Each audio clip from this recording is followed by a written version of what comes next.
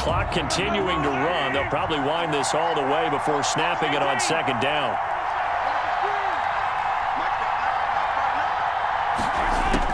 Now they'll throw with Mahomes. And here he's got Graham. Give him 32 on the play. Running their plays over and over during the week can often get robotic for an offense, but on game day they can often flow smoothly, as that one just did.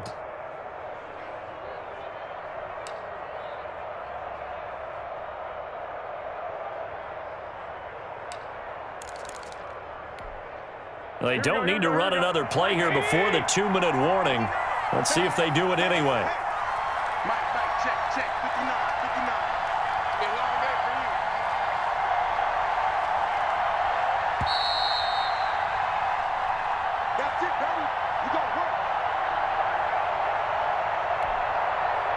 So the Chiefs in possession of the ball as we welcome you back. And let's see what they've come up with offensively after having time to talk it over. They'll try and run some clock here as they keep it on the ground. And he'll push his way up to about the 44 here. The ball carrier. Credit him with a 1-yard gain there to make it 2nd and 9. But they picked up a little bit of yardage there, and now, in this situation, should be in no hurry to run a play really fast. Let the clock wind down. 2nd and 9 from the 44.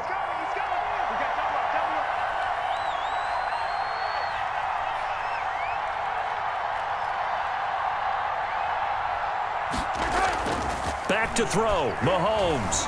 Out to his left. Completes it to Hardman. And he'll cross over out of bounds right at the 25. That goes for a gain of 31. Well, make that now 2 completions for him on this drive, and these aren't ordinary completions. They're big ones. Yeah, these are the types that make a secondary talk to each other and not in a good way, oftentimes pointing fingers. Hey, who's got him? Someone cover it. That type of indecision can open up to even more big plays. Eluding the pressure right. And he can't get a throw off. He's taken down. What a huge play at this point in the game. I know there'll be a little bit of criticism there because they went right back to the air after the huge pickup and ended up getting sacked. That's often a play that you make. You feel like you've got momentum on your side. Unfortunately, the O-line failed to hold up to try to keep that momentum going. 2nd and 14 as they've got work to do here after the sack.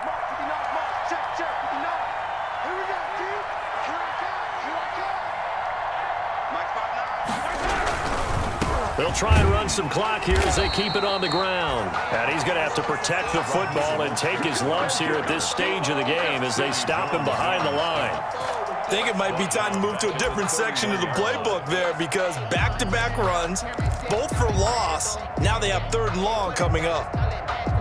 So 2 plays with only negative yardage to show, and now it's 3rd and 16.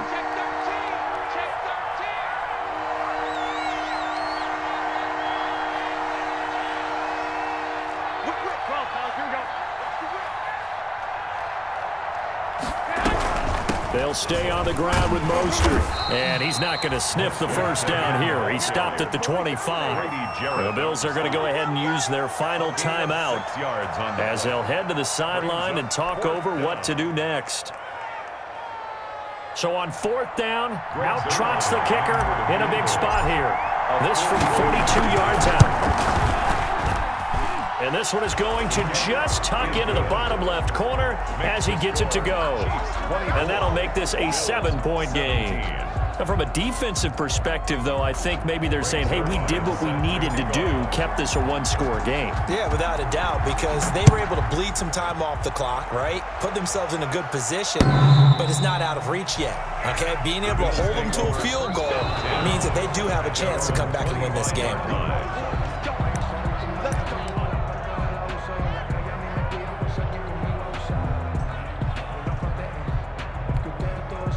Buffalo offense ready to go for their next drive. They're down here in a 1-score game, but the time, it's a factor, but it's not a huge factor right now, is it? It's really not, because this amount of time gives them a chance to run their offense, to go through play sequences. And this is what they work on every week in practice, usually on a Friday. they go over this type of a situation, late game situation. What are we going to do when we have the opportunity? They've called these plays a bunch of times. Now's their chance to execute them. They have the opportunity now. Here's the execution. Credit that breakup to Greedy Williams.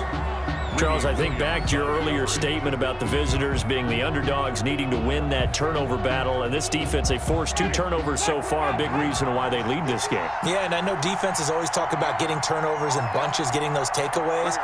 2's not a bunch, but it's plenty in this game, exactly the formula they need. And I got to tell you, partner, I like it when you think back to something I said that actually comes true. It's actually right. That happens more often than you might think. They'll probably spend a little extra time dissecting the game film after this one. I think the part of their plan was to hit them over the top of the deep ball. They've been unsuccessful all night.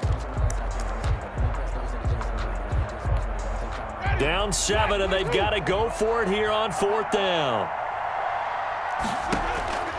Winston to throw. This is caught. It's Julian Edelman.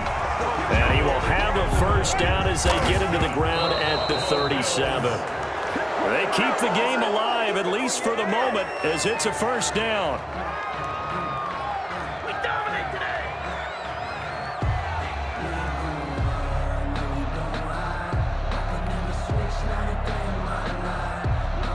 Here's 2nd and 10.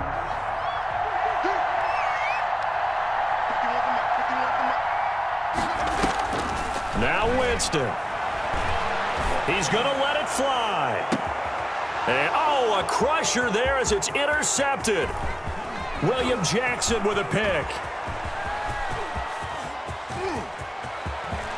There he goes left side.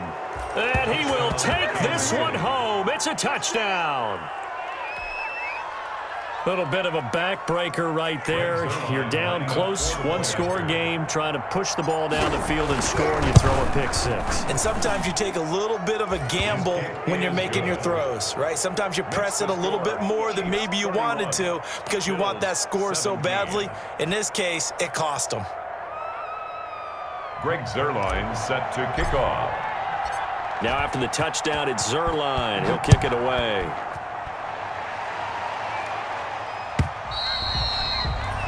And this will not be returnable. It's out of the back of the end zone for a touchback. 5-yard line.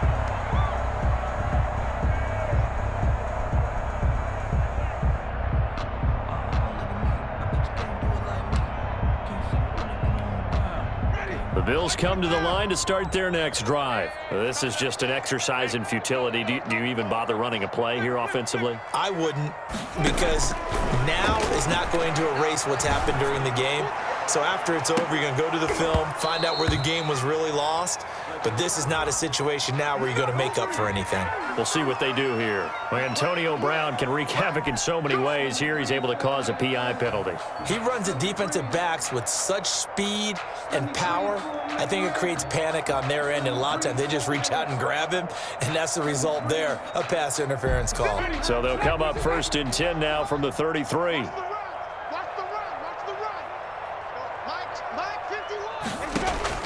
One last shot now for Winston.